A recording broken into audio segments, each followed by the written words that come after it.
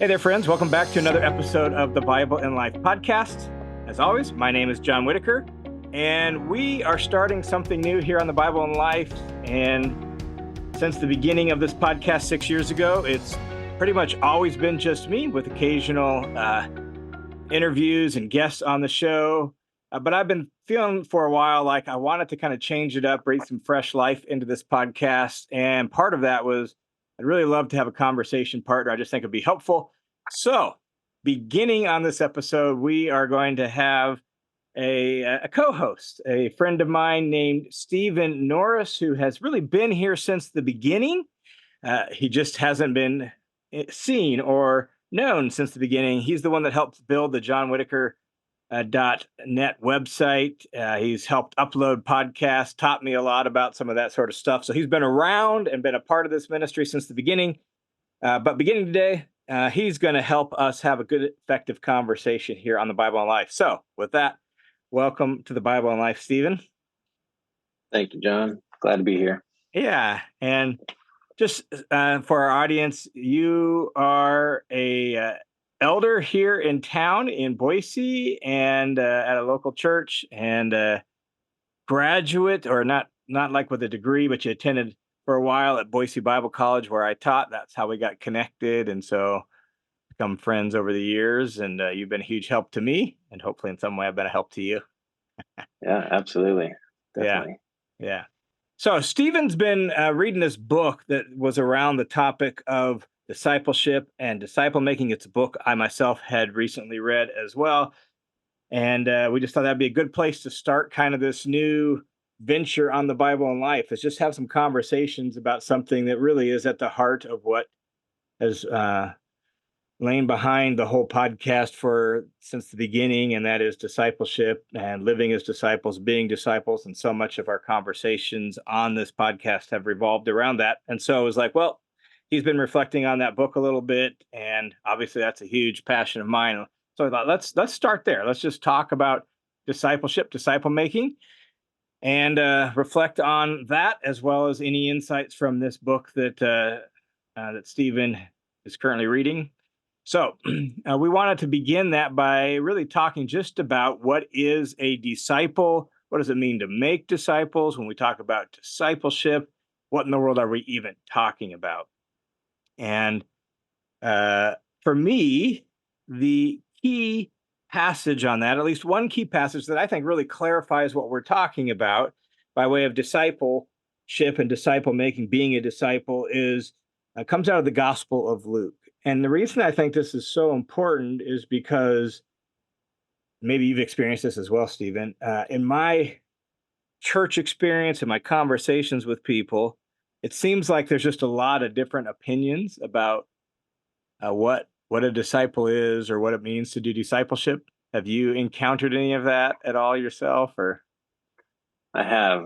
I've noticed a wide range of what people would qualify as having a disciple or being discipled, and I do think it's pretty important to kind of come back to what Scripture says a disciple is, and that's a pretty important starting point. yeah, He's a little bit forgotten sometimes. yeah. It seems like it should be obvious, but it obviously isn't. In fact, a Barna study from several years ago actually came out and said the one thing that's clear from our study on discipleship is that there's no clarity about what discipleship is. And I just think that's true. So I do think, all right, let's start there. What does it mean to be a disciple? And when Jesus uses that word, he has a very specific picture in mind.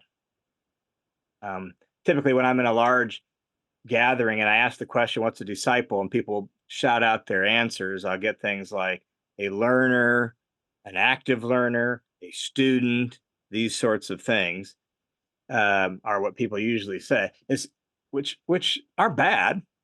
It's just they have a different picture behind them than maybe Jesus had. Right? Like a student. When you think of a student, what comes to mind?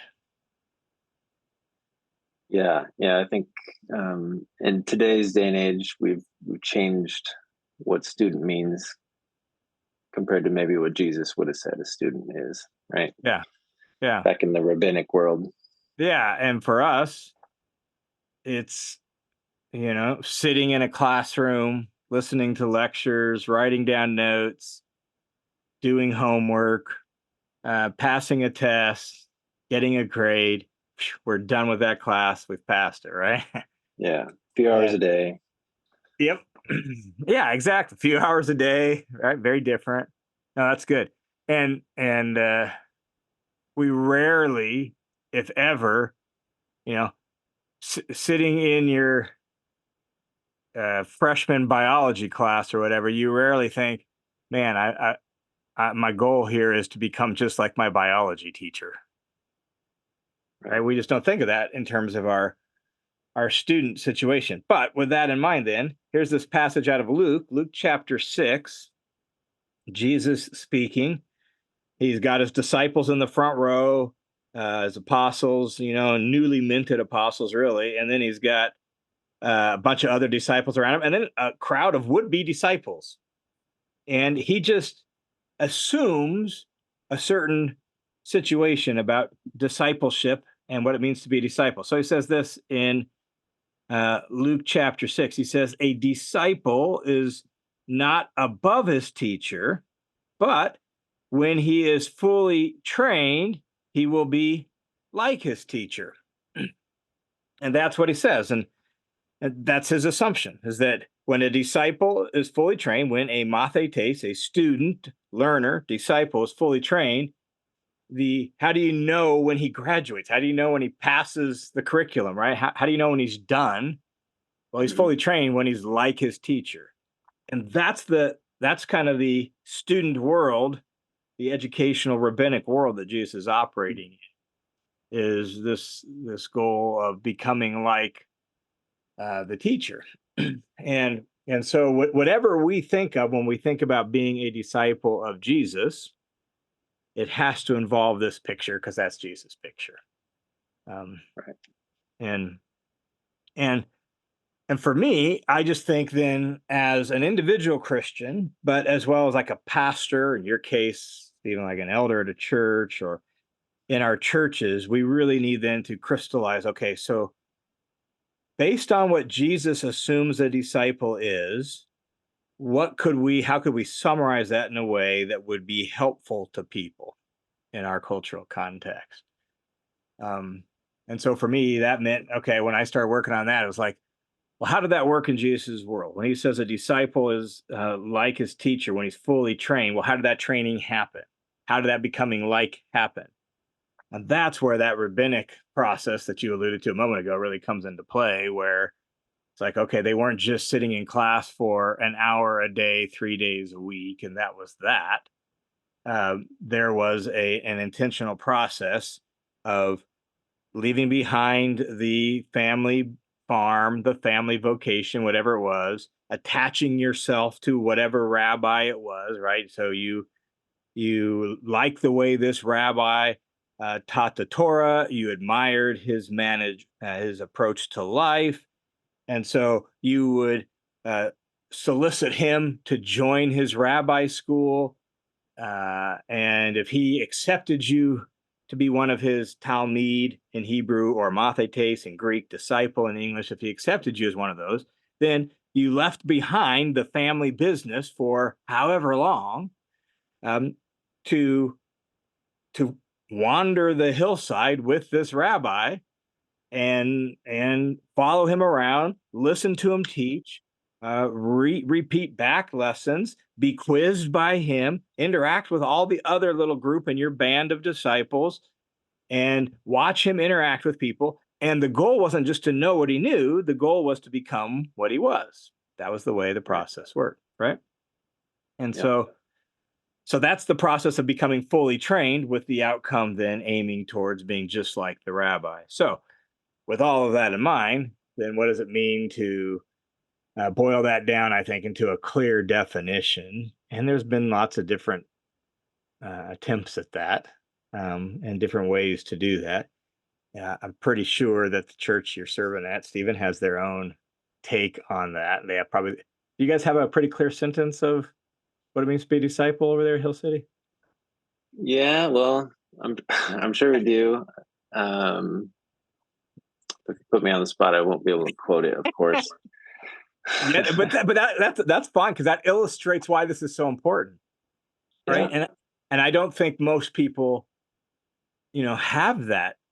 In fact, I had a student this past semester in my class at the college who goes to church where you're at. And she was just happy that she was now coming to realize that being a Christian meant being a disciple, which meant she needed to become like Jesus. She was in her mid to upper 20s, had been a Christian for a while, a good chunk of her life, and was like, but even though I'd always gone to church for a long time, for whatever reason, no one ever made it clear to me, or it never was clear to me that that meant I was supposed to be aiming towards becoming like Jesus, being Christ-like.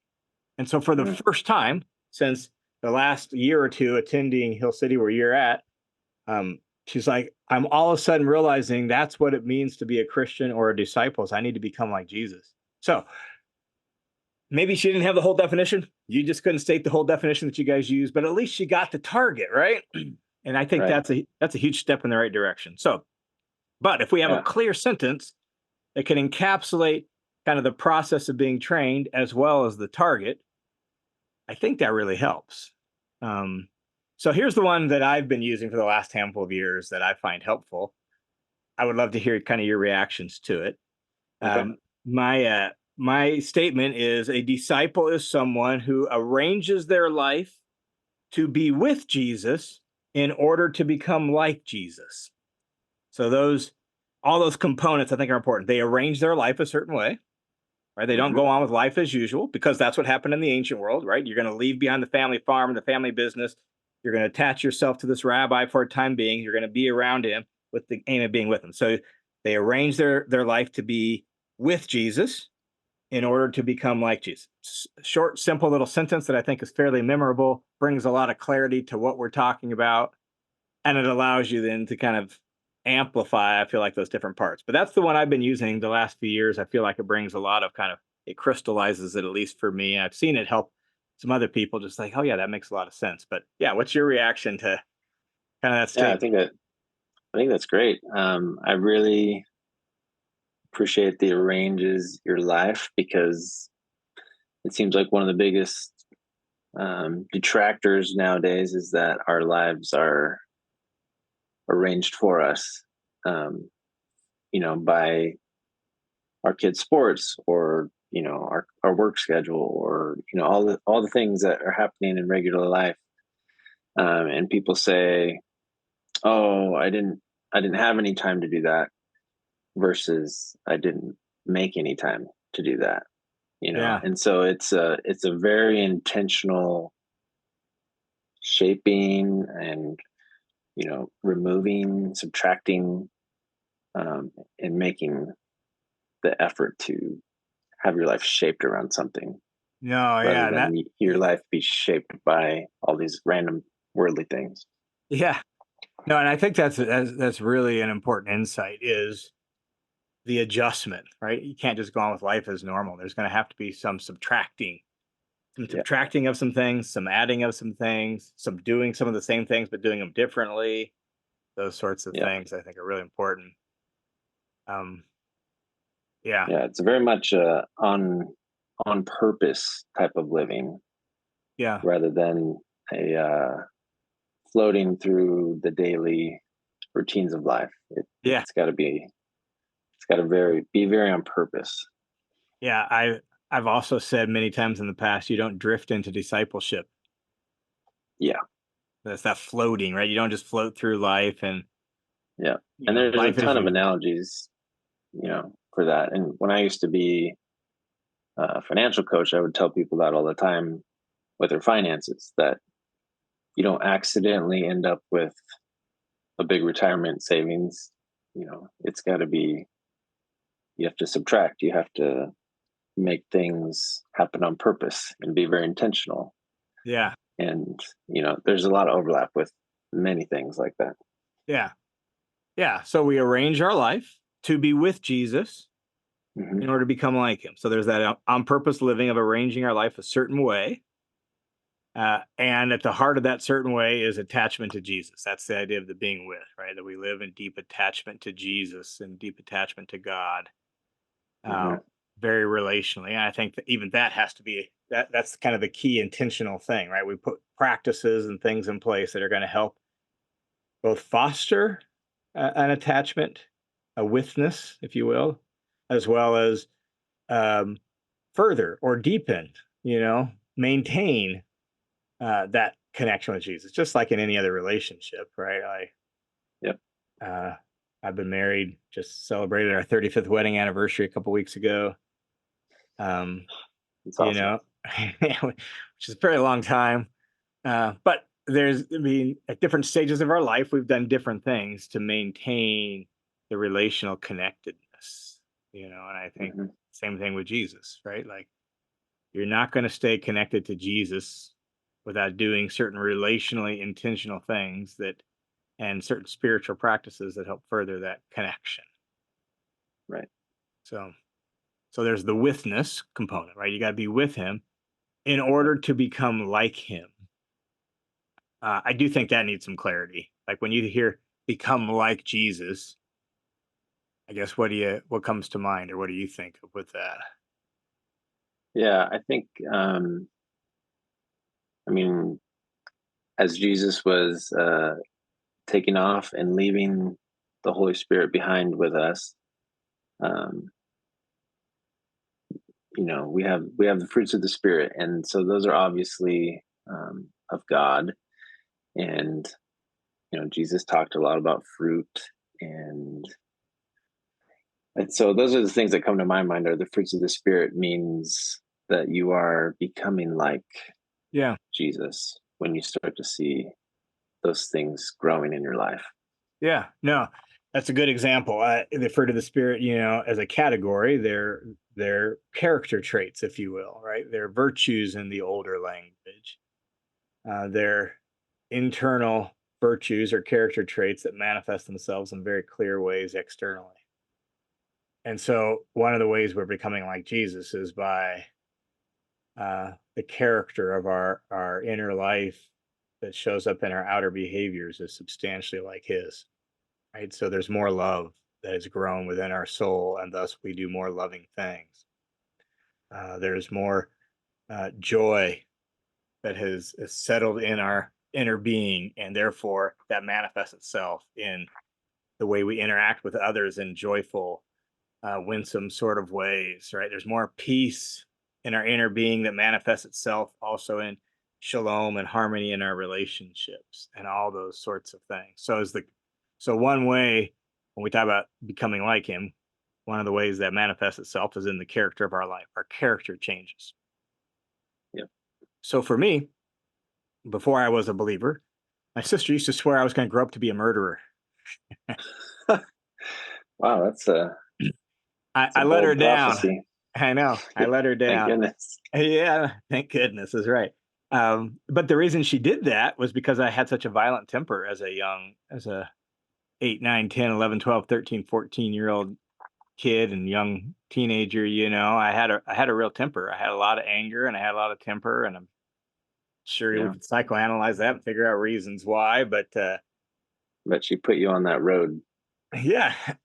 Yeah, she Further put down me the on. road was murder. Yep. And Wow. most people that didn't know me outside of the house would have been shocked at that because I rarely ever lost my temper anywhere but at home. But at home, I had those temper issues, and so uh, Yeah, uh I'm shocked to hear that because yeah, I know a different John. yeah. But then that's exactly the point, right? Yep, So, exactly. 40 years ago, in fact, in September of this year is when I formally gave my life to Jesus. It was September of 1984. So John, 40 years post the Spirit entering into my life and Jesus working on me, and by His grace and by His power, I am more patient now than I was 40 years ago. Not perfect, I've still lost my patience even since becoming a Christian, right? I've still lost my temper and got Yeah. angry at times, done things that I wish I wouldn't have done, or interacted with people in ways I wish I wouldn't interact. I've still made some mistakes, but it has gotten better over the decades. Yeah. That the And gotten spirit has, easier. yeah, and easier. It's much more second nature, if you will, Holy Spirit second nature for me, not to not to yell, not to scream, not to get angry or anything like that than it was 40 years ago, even 20 years ago. It's easier now, you know. So and that's what we're talking about. By the grace, it didn't happen on accident. It really didn't. Mhm. Um, there's been intentional attaching to Jesus. There's been even self-examination. As a Christian, when I lost my temper, there's been looking in the mirror and trying to figure out what happened and why, and what do I want to do different next time, right? So Mhm. it's been very intentional, but it's also been progressive and increasing, and it's been a work of the Spirit in my life. So that's a huge part of when we say with Jesus to become like Jesus. It's okay, is my character progressively and increasingly becoming substantially like Jesus? Yeah. I think that's a huge part of it.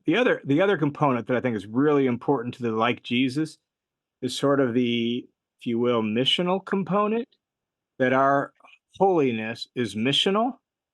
I think of First Peter chapter 2, that he called us out of darkness, so that we could into his light, so that we could proclaim the excellencies of him, right? Like that's our whole being is to display the excellencies of the one who called us out of darkness and into his light. And so our holiness sort of has this missional component or feature about it, right? It's not purely just so that I operate better as a person. It's also so that I display the glory of God. Yeah. Um, And and also the um maybe this is going a different direction than you were thinking, but it's uh it's not something that is meant to be just a self-help program, right? It's not. yeah, yeah, It's the fruits of the spirit are, some of them are for you, but most of them are for those around you. yeah, And I was gonna say when you said missional, I was gonna say service like that, yeah, the servant heart of Jesus, and that's uh, similar to what you're saying. Is that, if it's not coming out of you and changing the way that you love people and serve people, then uh, that's not that's not at all what Jesus showed us with yeah. his life. Yeah, no, that's exactly what I'm thinking of, is that there is that it's for the sake of others, right? We Yeah, operate properly, we function properly for God's purposes, which happens to be ultimately love, which therefore is for the sake of others. So, yeah, yeah. Yeah. And so to me, that little statement is short, sweet, to the point, but it's jam packed with a lot of things for us to reflect on about being a disciple, living as a disciple, and making disciples.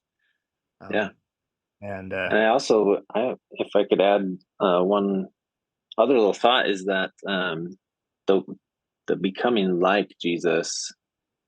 I mean, we touched on it for a second about stuff becoming easier, but when you go from knowing what you should be doing, or you're doing something because that's what Jesus would want you to do, and that transformation happens in your heart to where that's that's just what you want to do, like because that's the better way to do life. That's the better.